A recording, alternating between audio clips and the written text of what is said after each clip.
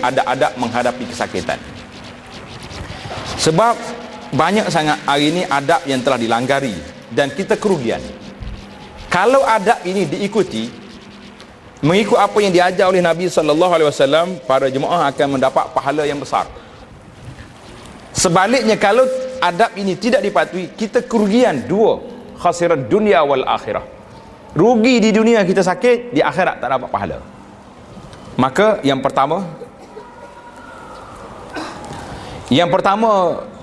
iaitulah kesabaran pesakit serta mengharapkan pahala daripada Allah Azza wa Jalla. Bila sakit, sabar. Jangan duk mengadu dengan orang. Hari ini kalau kita sakit, mula-mula sekali yang kita mengadu kat siapa? Tak tahu dah jawapan dia. Mesti tulis lah, oh, sakit gigi tu. Tulis, orang apa tulis kat bawah. Tak? Nak tengok kan? Tak. Jangan duk mengadu kat siapa-siapa. Kita mengadu pada Allah Azza wa Jalla, dan kita boleh mengadu kepada tabib ataupun doktor yang akan mengubati kita. Tak ada kerja. Ataupun jangan duduk mengeluh. Kalau mengeluh, kita akan kerugian. Innama yufass sabirun ajrun bighairi hisab. Allah Ta'ala akan bagi pahala yang cukup, yang besar kepada orang-orang yang sabar. Ini yang pertama, yang kita kena duduk dalam kategori orang-orang yang sabar. Kemudian tengok dalam hadis Nabi SAW, Nabi kata, ajaban li amril mu'min. Pelik urusan orang mukmin. Inna amrahu kullahu khair. Semua urusannya baik belaka. Wa laysa ladzalika illa li ahadin illa lil mu'min. Nabi kata tak ada orang yang dapat nikmat yang besar ini kecuali orang mukmin. Apa dia nikmat dia? In asabathu sarra syakar fakana khairullah. Kalau dia dapat nikmat yang baik, dia akan suka, dia akan gembira, dia akan syukur, maka itu terbaik baginya. Wa in asabathu dharra sabar fakana khairullah. Kalau dia ditimpa kesusahan, dia akan sabar, maka kesabaran itu lebih baik baginya. Ini sifat orang mukmin, duduk dalam dua keadaan, sama ada dia sabar ataupun dia syukur.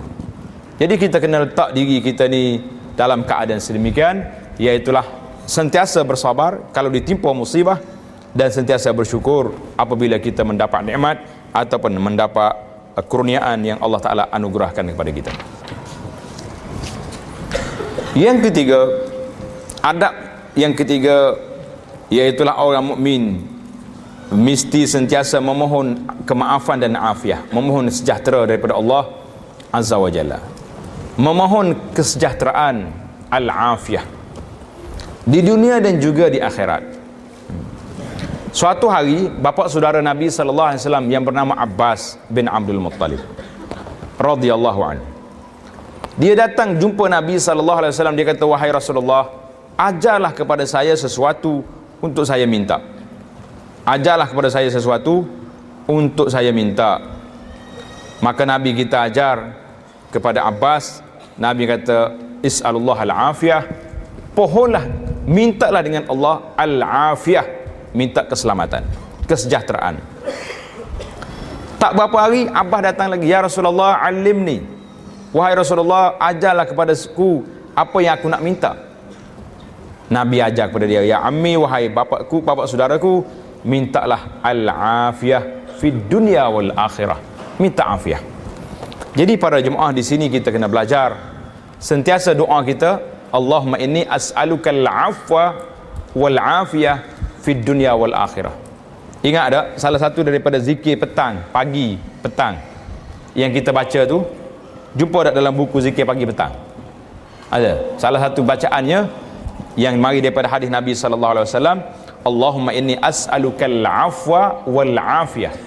Ya Allah, berilah kepada saya al-afwa, kemaafan, wal afiyah, kesejahteraan. Kita minta dua. Yang pertama, minta Allah Ta'ala maafkan kita. Yang kedua, kita minta kesejahteraan supaya Allah Ta'ala sejahterakan kita. Ini permohonan yang besar Nabi kita ajar kepada kita, kerana manusia perlu kepada perkara ini. Suatu hari Nabi kita pergi ziarah seorang sahabat yang sakit. Dalam kitab menggambarkan kesakitan ini dengan, dia kata macam anak ayam cabut bulu. Boleh bayangkan, anak ayam ada bulu, lain cantik kan? Kalau anak ayam cabut bulu, nampak tulang saja. Jadi Nabi tanya, limadha ya akhi, kenapa ni? Pelik awak ni. Meminta apa dengan Allah? Sahabat kata apa? Saya minta dengan Allah Ta'ala, ya Allah, sekiranya saya berdosa, hukumlah saya. Doa dia baik kan, niat dia baik, tapi tak kena. Bila Nabi dengar macam ni, Nabi kata Allahu Akbar, kamu tak mampu, kenapa kamu minta benda ni? Sepatutnya yang kamu minta, Rabbana atina fid dunya hasanah wa fil akhirati hasanatan. Itu yang kita minta, waqina azabannar. Patut meminta Rabbana atina fid dunya hasanah. Kenapa kamu minta ni? Macam kita cabar kawan, tak apa, kalau saya bersalah, hukumlah saya. Bolehlah kita tipu dia, tapi dengan Allah Ta'ala, kalau kata saya bersalah, hukumlah saya, kita banyak salah, banyak yang kita tahu dan banyak lagi mungkin yang kita tak tahu kita bersalah. Ini masalah. Pasal itulah Nabi kita ajar di antara doa pagi petang juga, Allahumma inni a'udzubika min minasyirik, daripada syirik, wa astaghfiruka. Kan kita minta ampun Allah Ta'ala daripada syirik yang aku tahu dan aku tak tahu. Sebab kadang-kadang kita terbuat benda-benda mungkar dan maksiat tanpa kita sedari, apa kita rasa tak salah, tapi benda tu salah di sisi Allah Azza wa Jalla. Maka Nabi kita larang minta bala-bala, lebih-lebih lagi orang-orang yang ditimpa kesusahan. Oh, kena susah sikit, ya Allah biar matilah aku senang. Jangan. Ini celupar mulut namanya orang yang buat kerja seperti ini. Maka yang Nabi kita ajar sallallahu alaihi wasallam, kita diminta supaya berdoa. Coba kata doa ni. Allahumma inni a'udzubika min zawali ni'matika wa tahawuli afiyatika wa fujaati niqmatika wa jami'i sakhatika. Ini baca doa ni. Ya Allah, aku berlindung denganmu daripada lenyapnya nikmat yang telah engkau kurniakan, daripada terjejasnya kesihatan yang engkau kurniakan, daripada bencana yang tidak disangka-sangka, dan daripada segala bentuk kemurkaanmu. Jadi kita minta dengan Allah Subhanahu wa Ta'ala, nikmat yang kita doa ini jangan hilang begitu cepat, jangan hilang begitu saja.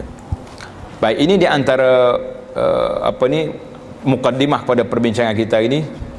Dan di antara lagi yang kita kena buat, iaitulah bersungguh-sungguh ibadat ketika sihat, agar mendapat pahala yang sempurna ketika lemah dan sakit. Banyak kali dah saya sebut cerita ni, iaitulah dalam perjalanan Nabi sallallahu alaihi wasallam ke peperangan Tabuk. Bila nak pergi ke Tabuk, Nabi mengatakan, inna aqwaman bil madinati khalfana ma salakna sya'ban wala wadiyan illa wahum ma'ana fi habasahumul uzur. Nabi kata ada beberapa golongan di Madinah, mereka bersama kita dalam peperangan ini, dalam setiap langkah. Jadi sahabat-sahabat terkejut, ya Rasulullah, kita berjalan naik bukit, turun bukit, kepenatan gini, mereka bersama dengan kita dalam pahala. Nabi kata, na'am habasahumul uzur, mereka tak datang kerana keuzuran. Maka hadis ini Al-Imamun Nawawi rahimahullahu ta'ala mengatakan bahawa sesiapa yang beribadat waktu dia sihat, sentiasa pergi masjid, pergi majlis ilmu, pergi kuliah, bagi bantu orang dan sebagainya, bila dia sakit tak mampu nak buat, malaikat mari tengok. Kenapa orang ni tak pergi masjid? Malaikat hafazah yang jaga kita beri maklumat pada malaikat, mengatakan dia tak pergi sebab dia sakit, maka tuliskanlah pahala sempurna seperti yang dia buat waktu dia sihat. Ini orang akan panggil makan pencen.